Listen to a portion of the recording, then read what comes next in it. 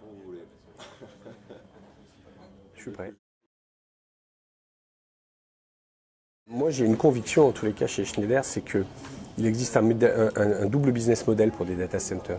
Longtemps, on a eu en France des data centers très centralisés en région parisienne, qui sont les gros du marché du data center, des grosses entreprises, plutôt des capitaux d'ailleurs étrangers, qui sont venus investir et se poser en région parisienne.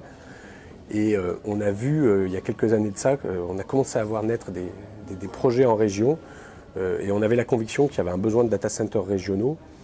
Et cette conviction, au fil des années, elle s'est vraiment renforcée jusqu'à 2012 chez nous, qui a été une année clé, puisque je crois qu'en 2012, à peu près 70 à 80% des projets que l'on a réalisés, nous, Schneider Electric, de data centers, ont été des data centers qui ont été faits en région.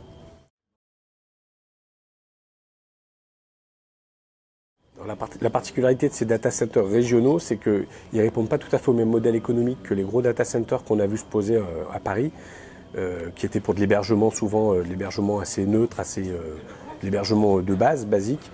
Souvent dans les régions, les data centers ont été liés en effet à des projets régionaux de SS2I. Alors maintenant, il paraît qu'on dit des entreprises du secteur numérique, mais donc d'entreprises qui faisaient du service informatique à valeur ajoutée chez leurs clients et qui, pour répondre à un besoin local, ont eu le souhait de construire leur propre data center.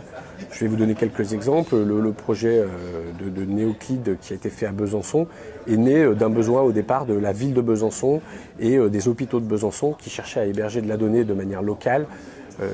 Et est né ce projet d'hébergement autour de ce projet-là. Puis ensuite, c'est ouvert à de l'hébergement plus large pour le tissu économique de la région de Besançon. On a également l'exemple de CFI sur la région de Lyon, où là, l'idée était de créer du cloud régional adressé à des PME, TPE. Parce qu'aujourd'hui, l'offre cloud sur le marché avec les très gros web giants reste quelque chose de très impersonnel, où on ne vous explique pas tellement ce qui se passe.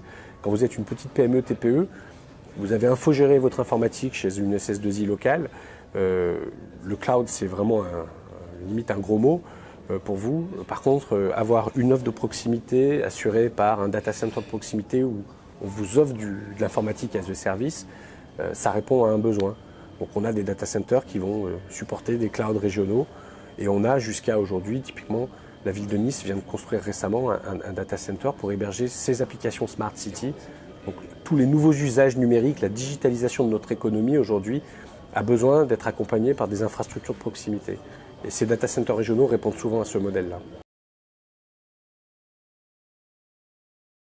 Le modèle économique des data centers a aussi évolué dans la manière dont sont faits les investissements. C'est-à-dire qu'en effet, à une époque, surtout quand vous étiez sur des entreprises qui étaient financées par des fonds ou des choses comme ça, vous aviez une somme à investir et vous construisiez votre data center avec quasi la totalité des matériels à l'instant T. Aujourd'hui, on voit de plus en plus, et c'est notamment lié aussi au fait que c'est des plus petites structures qui font l'investissement, mais des data centers où on investit le juste nécessaire. On est dans le même schéma que le cloud, où on fait du as a service, on fait du data center as a service, c'est-à-dire que tous les investissements qui avant étaient investis en CAPEX, aujourd'hui on cherche de plus en plus à réduire ce CAPEX.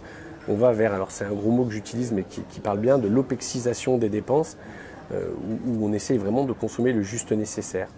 Et aujourd'hui, nous, une des valeurs d'usage des data centers qu'on construit, c'est vraiment cette modularité et cette évolutivité, qui est de dire, un data center qui fait 100, on va commencer par livrer les 30 premiers, l'investissement de 30 au départ, le client va exploiter, puis au fur et à mesure qu'il va faire grossir son exploitation, on va faire grossir le data center en rajoutant des briques modulaires et évolutives, parce que dans le temps, il faut que ces briques puissent bouger un peu par rapport à la conception de la première brique, parce qu'on sait très bien que l'informatique évolue très vite, donc il faut que les infrastructures d'énergie, de refroidissement soient capables de répondre à ces évolutions de la charge informatique.